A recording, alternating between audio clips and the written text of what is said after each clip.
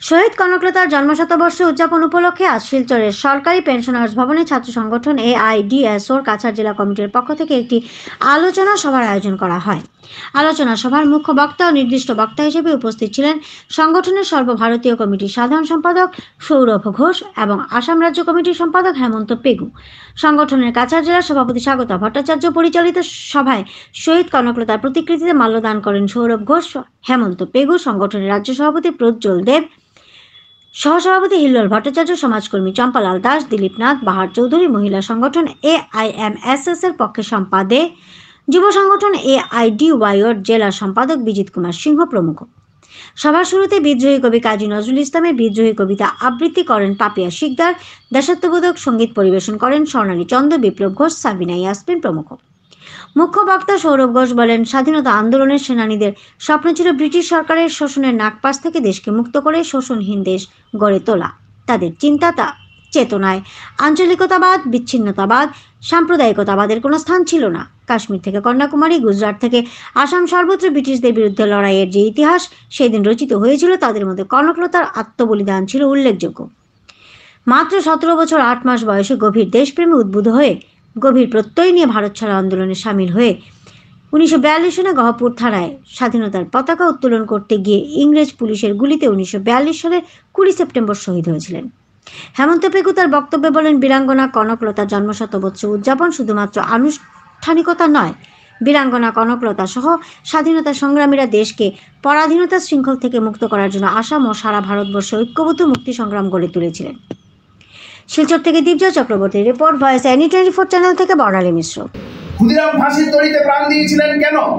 একজন 18 বছরের কিশোর, যার সামনে গোটা জীবনটা পড়ে, যে জীবনের বাস্তবে কিছুই দেখতে পেল না, সেই মানুষটা হাসতে হাসতে ফাঁসির মঞ্চে প্রাণ দিতে যাচ্ছেন কেন?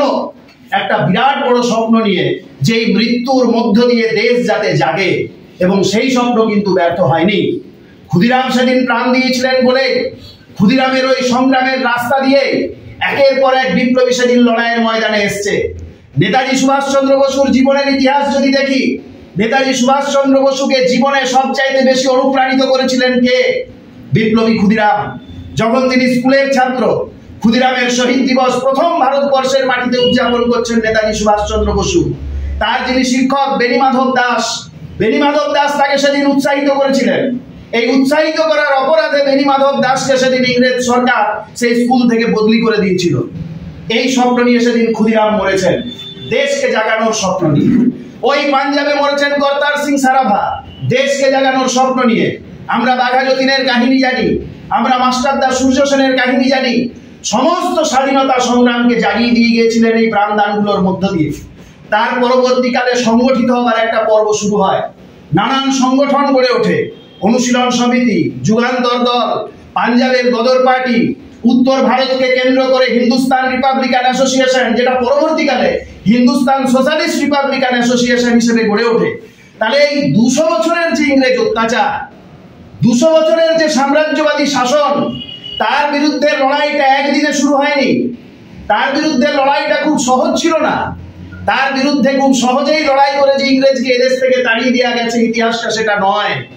কিন্তু সেই প্রথম যুগ থেকে, সেই বিচ্ছিন্ন বিক্ষিপ্ত আদিবাসী বিদ্রোহ, গুপ্ত সমিতির প্রাণদান, আত্মত্যাগ, অনুশীলন সমিতি, যুগান্তর দল, গদর আন্দোলনের অভ্যুত্থান, পরবর্তীকালে এই 42-এর বিদ্রোহ, ভারত ছাড়ো আন্দোলন, নৌ বিদ্রোহ, এই আন্দোলনগুলো ইংরেজ শাসনের শেষ পর্বে তাদের সাম্রাজ্যবাদী শাসনের কফিনে শেষ পেরেকটা এরাই পোতে।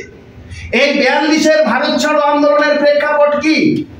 দীর্ঘদিনের ব্রিটিশ অত্যাচারের বিরুদ্ধে ওই তিল তিল করে প্রাণদানের মধ্য দিয়ে, সংগ্রামের মধ্য দিয়ে, লড়াইয়ের মধ্য দিয়ে, আত্মত্যাগের মধ্যে দিয়ে 42-এর ভারত ছাড়ো আন্দোলন বাস্তবে একটা গণ অভ্যুত্থানের রূপ নিয়েছিল।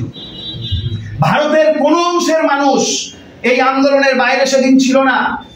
যে মানুষ ঘরেও থেকেছে, যে মানুষ নিজের পেশাতেও আবদ্ধ থেকেছে, তিনিও সেদিন এই ভারত ছাড়ো আন্দোলনের যে মূল দাবি এবং স্লোগান, তার সাথে সহমত ছিলেন।